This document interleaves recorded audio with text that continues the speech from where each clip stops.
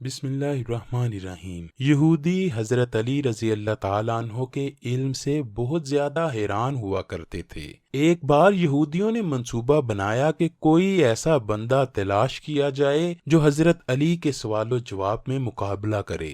یہودیوں نے حضرت علی سے علم کا مقابلہ کرنے کے لیے بندہ تلاش کرنا شروع کر دیا۔ یہودیوں کو ایک غار میں بندہ ملا جو بہت ہی بوڑھا تھا، جو تقریباً 70 سال سے اسی غار میں عبادت میں مصروف تھا۔ اس بوڑھے یہودی عالم کے پاس اتنی ریاضت تھی کہ وہ غیب کی چیزوں کو اپنے علم کے ذریعے سے معلوم کر لیتا تھا۔ یہودی اس بوڑھے عالم کو کوفہ میں لے آئے۔ جب ان کو پتا چلا کہ حضرت علی رضی اللہ تعالی عنہ کوفہ کی مسجد میں صحابہ کرام کے ساتھ تشریف فرما ہیں، تو انہوں نے یہودی عالم کو حضرت علی کی بارگاہ میں پیش کیا۔ وہ بوڑھا یہودی عالم حضرت علی سے کہنے لگا، اے مسلمانوں کے خلیفہ، میں نے سنا ہے کہ آپ کوفہ کے لوگوں سے بہت زیادہ سوال پوچھتے ہیں۔ آپ مجھ سے کوئی سوال کریں، میں ان کے جوابات دوں گا۔ حضرت علی نے اس یہودی عالم کو کہا کہ میرے سوالوں کا جواب تم اکیلے دو گے یا جو تم کو یہاں لے کر آئے ہیں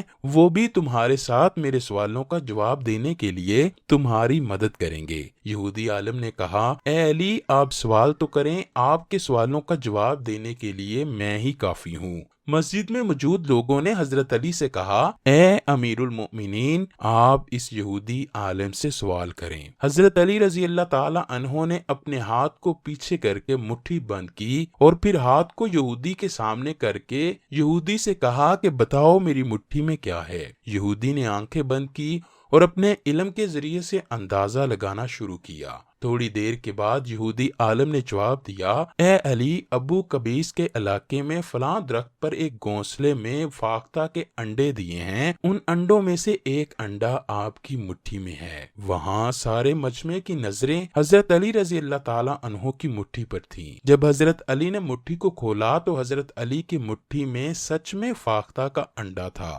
یہودیوں نے یہودی عالم کی حوصلہ افزائی کرتے ہوئے کہا کہ اب باری سوال کرنے کی مسلمانوں کے خلیفہ کی ہے۔ ان یہودیوں کی بات سن کر حضرت علی اپنے ممبر سے نیچے اتر آئے اور انہوں نے وہی انڈا یہودی عالم کی ہتھیلی پر رکھ کر فرمایا، اس انڈے کو وہیں رکھ کر دکھاؤ جہاں سے میں نے اس انڈے کو لیا ہے۔ حضرت علی رضی اللہ تعالی عنہ نے جب یہ یہودی عالم سے کہا کہ انڈا وہاں ہی رکھ کر دکھاؤ، تو یہودی عالم حضرت علی کے قدموں میں گر کر کہنے لگا، اے علی، جو میں نے جواب دیا ہے وہ تو ایک عالم کر سکتا ہے، لیکن اب آپ جو کہہ رہے ہیں وہ ایک عالم کے بس کی بات نہیں ہے۔ یہودی شرمندہ ہوا اور مسجد کے دروازے کی طرف بڑھنے لگا تو حضرت علی رضی اللہ تعالیٰ عنہ نے فرمایا، اے یہودی عالم، اگر تو یہاں تک آ ہی گیا ہے تو مجھے یہ بتا کہ تو نے غیب کا علم کہاں سے حاصل کیا؟ حضرت علی سے مخاطب ہو کر یہودی عالم کہنے لگا، اے امیر المؤمنین، میں ریاضت کی وجہ سے غیب کا علم حاصل کرنے میں ماہر ہوا ہوں۔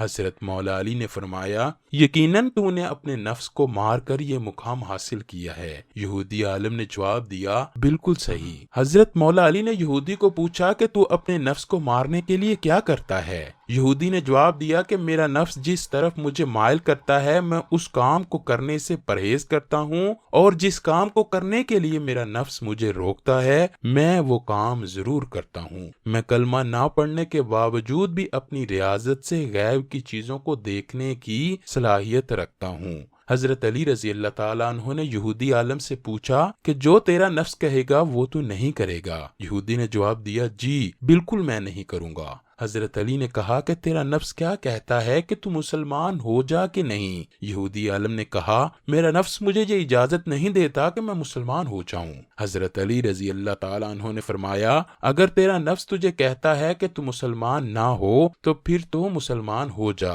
کیونکہ تو خود کہتا ہے کہ جس کام سے تیرا نفس تجھ کو روکتا ہے تو وہ ضرور کرتا ہے۔ حضرت علی رضی اللہ تعالیٰ عنہ کا یہ کہنا ہی تھا کہ یہودی حضرت علی کے قدموں میں گر کر کہنے لگا، اے علی، آپ نفس سے کس طرح واقف ہوئے؟ حضرت علی رضی اللہ تعالیٰ عنہ مسکرائے اور اس یہودی عالم کو کلمہ پڑھا کر مسلمان کر دیا، اور جو اس یہودی عالم کے ساتھی تھے وہ مارے شرمندگی کے اپنے سر جھکا کر بیٹھے رہے۔